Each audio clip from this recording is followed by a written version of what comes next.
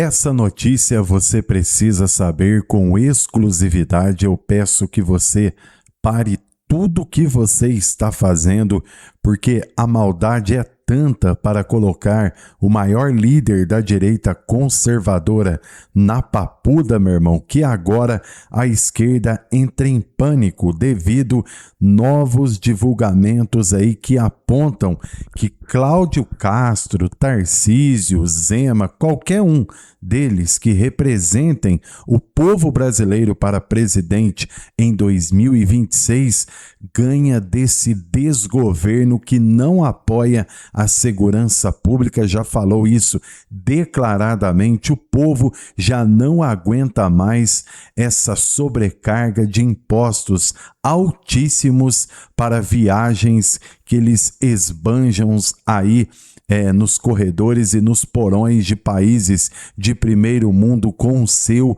e com o meu dinheiro. Chegou a hora de você saber a verdade agora, meu irmão, sobre uma decisão que pode fazer a cúpula do alto comando militar se atentar sobre o que de fato tentam fazer a respeito de um julgamento que, na minha opinião, baseando-se nas falácias de Mauro Cid, deveria ser anulado. Preste bem atenção, porque aqui com exclusividade no canal Direto no Assunto, jornalismo sério com fontes na tela, nós vamos atualizar você agora.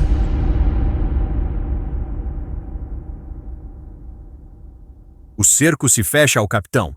Entre a papuda e a justiça militar, o povo clama por respostas.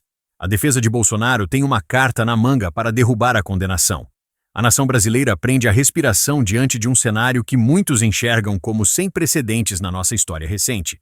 Fala-se abertamente, nas ruas, nas mesas de bar e nos grupos de conversa, sobre a possibilidade de o ex-presidente Jair Bolsonaro ser enjaulado, e não em qualquer lugar, mas no complexo penitenciário da Papuda, em Brasília. É uma situação que coloca lenha na fogueira de um país já conflagrado e que expõe rachaduras profundas nas nossas instituições, principalmente quando o assunto chega ao Superior Tribunal Militar. A polêmica não é pequena. Para o cidadão comum, que mal entende os meandros da justiça, a pergunta que fica é: um ex-presidente, um capitão do Exército, pode ser tratado como um criminoso comum? E é exatamente essa a questão que tem gerado um cabo de guerra dentro dos próprios tribunais.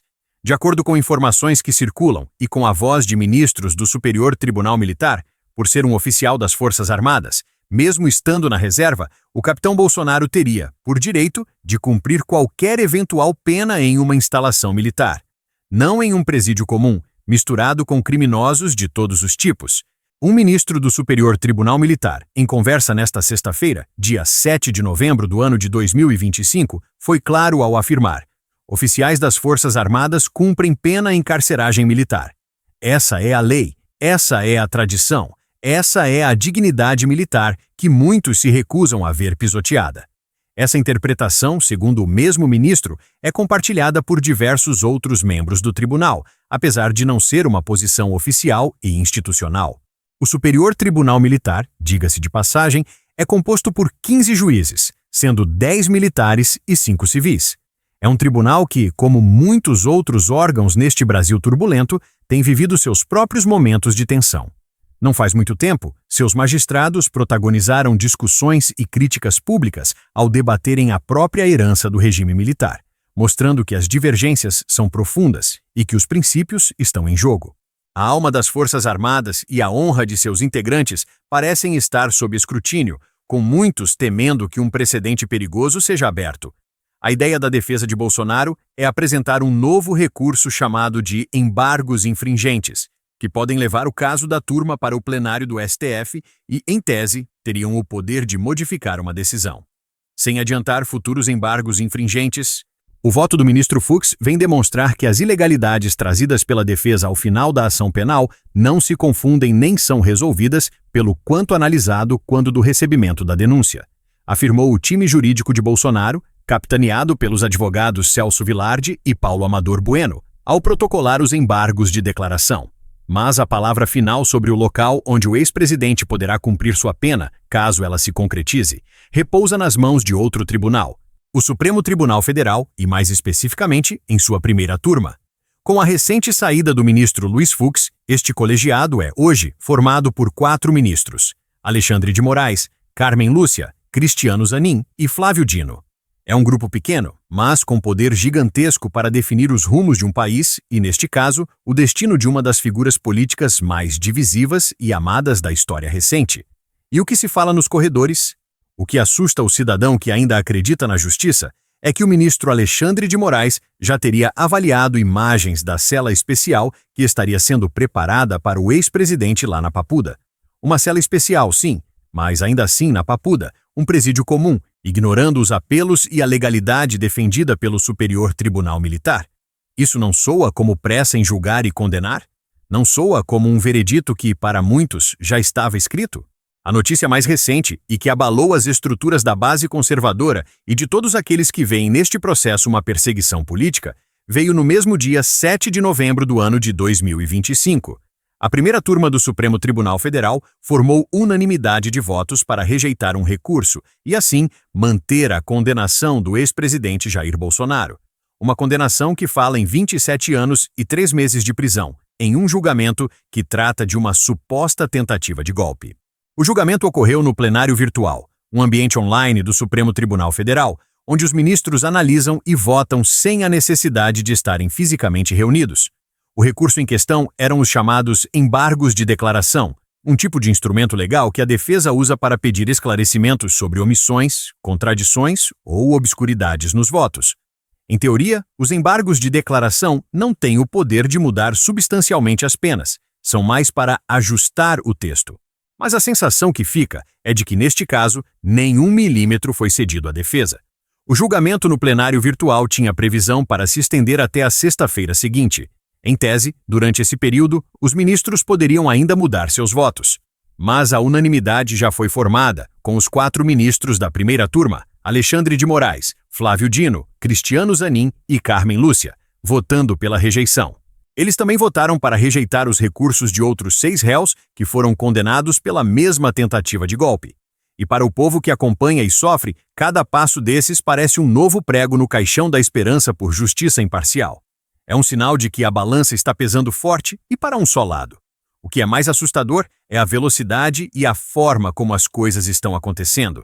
Em setembro do mesmo ano, por 4 votos a 1, a primeira turma do Supremo Tribunal Federal já havia entendido que Bolsonaro liderou uma organização criminosa que, segundo eles, atuou para mantê-lo no poder, mesmo após a derrota nas urnas eletrônicas. Agora, com a rejeição dos embargos de declaração, a situação se complica de vez. A lei, aquela mesma que diz que oficiais cumprem pena em local militar, também estabelece que a prisão só pode ser executada quando não cabem mais recursos. Em tese, essa etapa crucial seria superada após a rejeição destes embargos. Mas a defesa de Bolsonaro já sinalizou que pretende entrar com os embargos infringentes, um tipo de recurso que contesta o mérito da sentença e que, em tese, teria o poder de reduzir a pena. No entanto, as regras do Supremo Tribunal Federal são claras. Embargos infringentes só seriam cabíveis se Bolsonaro tivesse recebido, no mínimo, 2 votos pela absolvição, o que não aconteceu. E é aqui que o cerco se fecha de forma ainda mais cruel.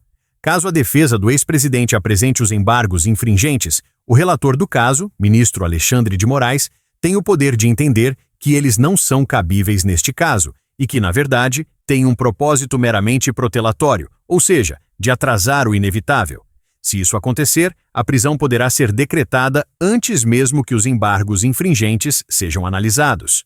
É a via rápida para a execução da pena, sem direito a mais delongas, sem o devido e completo processo legal que o cidadão comum espera de sua justiça.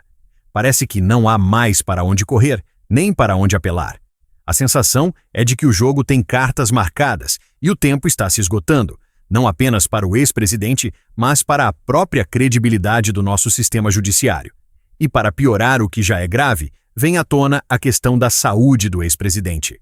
Jair Bolsonaro, como é de conhecimento público e notório, vem travando uma batalha contra um câncer de pele, uma condição que exige cuidados constantes e acompanhamento médico rigoroso. Diante desse quadro delicado, o governo do Distrito Federal chegou a fazer um pedido formal para que o ex-presidente fosse submetido a uma avaliação médica. Um gesto de humanidade que muitos esperariam em qualquer situação, ainda mais se tratando de um ex-chefe de Estado. Contudo, para a surpresa e indignação de muitos, esse pedido de avaliação médica foi categoricamente rejeitado pelo ministro Alexandre de Moraes. Uma rejeição que levanta sérias dúvidas sobre a empatia e a preocupação com o bem-estar de um ser humano, independentemente de suas posições políticas ou dos crimes dos quais é acusado.